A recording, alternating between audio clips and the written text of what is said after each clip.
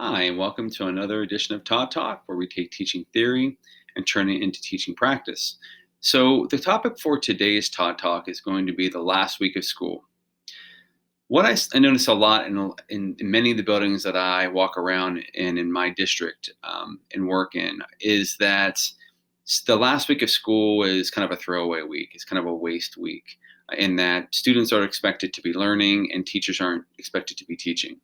What I see a lot of is kids, doing playing games, but they aren't really learning anything, or having extra recess, or they're doing activities that don't really teach them anything, just to keep them busy to get them to the end of the school year. So, what I'm suggesting is that we are in school typically for 180 days of the year, and students should be learning 180 days of the year. So if you waste that week, that's a week that a student could have had learning something. So, are there better things that you can be doing? And of course, there are. And I have 5 suggestions for things that you might try the last week of school. The first of which is called the Passion Project. And a passion project, the essential question of a passion project is basically, what is something you've always wanted to learn? And then how they manifest what they have learned can come in several ways. They could teach the class, do a mini lesson for the class. They could, make a wee video presentation for what they learned in order to teach others and post it on YouTube. You could have like a passion project fair where on the last day of school, kids are, at tables and they're explaining that as people who are walking around from other classes who aren't doing anything.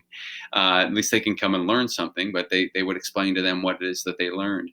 And keep in mind that these passions don't need to be academic in nature. So if a kid has always wanted to learn how to ride a skateboard, or if a kid has always wanted to learn how to crochet something, that could be what they do for their passion project. And that's kind of the idea here, is it's teaching this love of learning. It doesn't have to be academic in nature, but learning is something that people do all the time, and it doesn't have to be dictated by school or be academic in nature.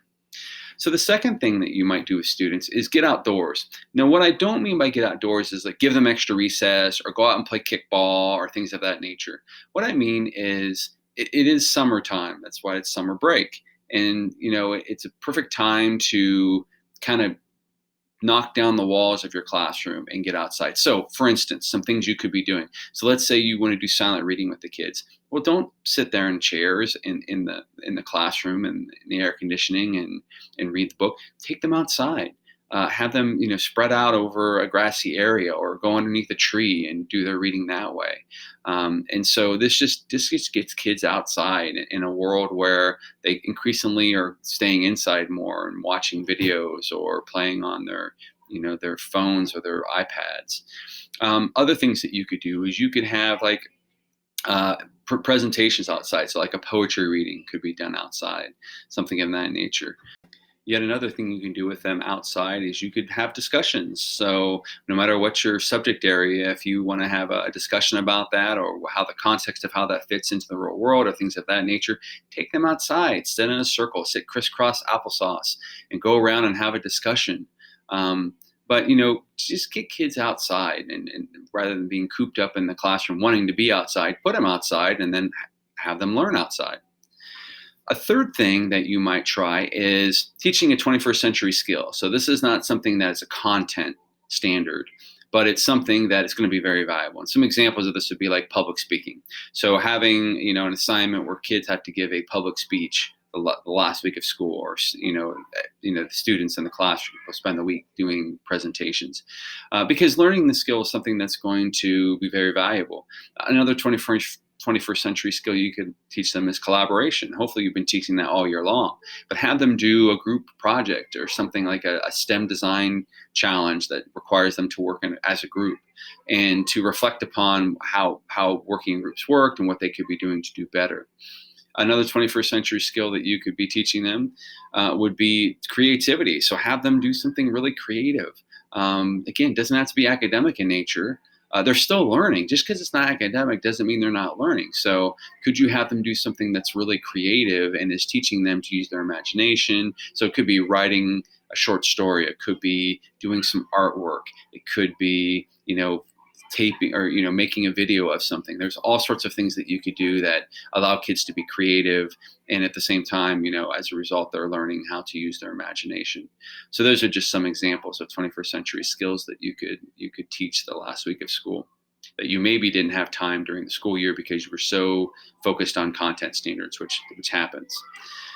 So a fourth suggestion would be that you conduct exit interviews with your students. So you could maybe do these individually while kids are doing silent reading or something like that. You could have each kid come up and do an exit interview with them. You could do it as a class, have the entire class do an exit interview. But the idea behind this is twofold. The first thing is that students are really reflecting upon what they got out of the year and what they learned for the year. And this reflection is really important.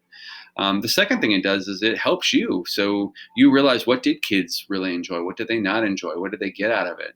But by doing this exit interview, and it's the last day of school, so kids are going to be more honest with you than they're going to be any other day of the year, because there's really no repercussions or any, nothing that you can do once they say what they say.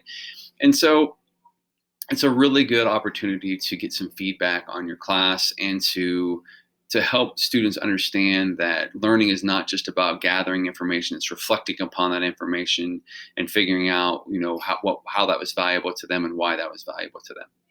So a fifth and final suggestion, and this is going to sound crazy and way outside the box, is simply keep teaching. So I was the type of teacher who I taught up right to the last day of school. I planned my lessons, and we would be doing a geography unit the last week of school. While they were going to other classes and watching movies or playing games, they were coming to my class and having class like they normally would. I actually would give a test on the last day of school. And I know that sounds harsh and mean or whatever, but it's not. It's just the learning process. And so I wanted to make sure that I was, getting every single class time I could have with students, and making sure that they were learning my subject area. So, and of course, you can run into obstacles, because the office may say, well, grades are due 3 days before school's out, but I was taking grades to the last day of school. And so the schools can, the way they set things up can make things challenging, but you can set your class up any way you want, and you can still assess them that last week and just tell them you're not going to get their grades in before that deadline. So that's something to consider, is that you just run your normal units or normal lessons or normal whatever, and you take it up to the last day of school.